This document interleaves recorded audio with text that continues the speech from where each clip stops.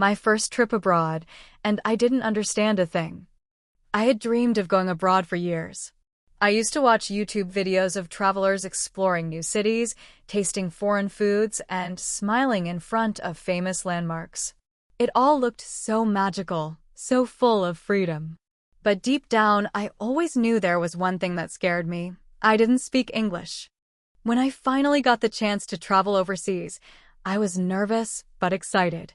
I packed my suitcase with care, double-checked my passport, and made a list of tourist spots I wanted to see. I believed it would be okay.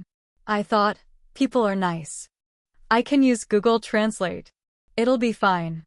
The day came. My parents drove me to the airport. They hugged me tightly and smiled, but I could tell they were worried too.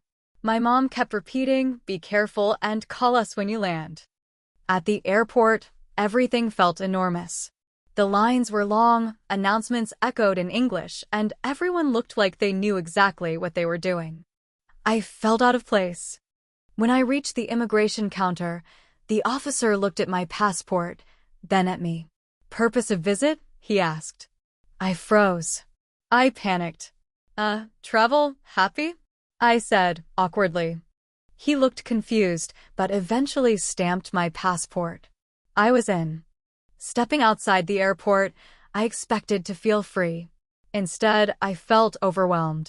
Taxis honked, people rushed around, and all the signs were in English. I tried to wave down a taxi and show the driver the hotel address I had written. "Yugo Hotel?" I asked. "Which one?" he replied quickly. I didn't understand. He drove away. With no internet connection and no idea what to do, I stood there frozen.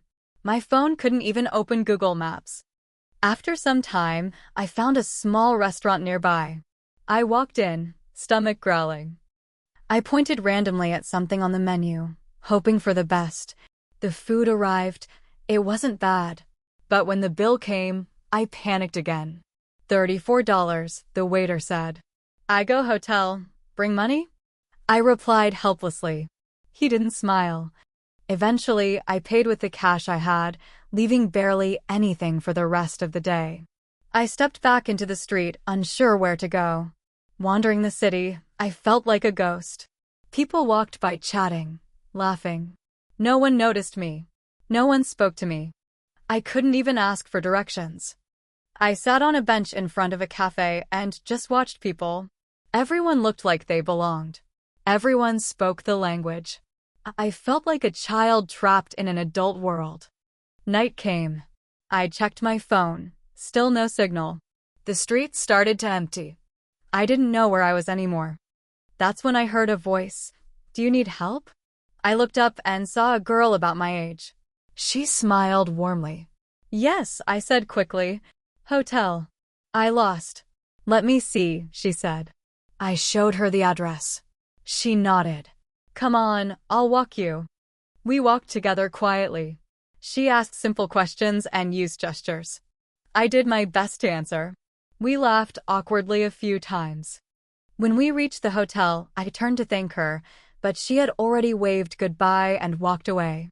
I didn't even get her name. Inside, I finally felt safe. The receptionist spoke basic English. I got my room key and dropped my bags. The bed was stiff, but I had never been so thankful. Lying there, I pulled out my phone and typed, "How to learn English fast." I didn't want to feel this helpless again. The next day, I bought a small notebook and started writing words. "Hello." "Help me." "How much?" Those were my first 3 phrases. They felt like gold.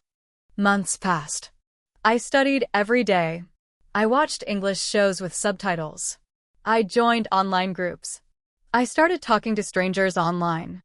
One day, a tourist stopped me in my own country and asked for directions in English.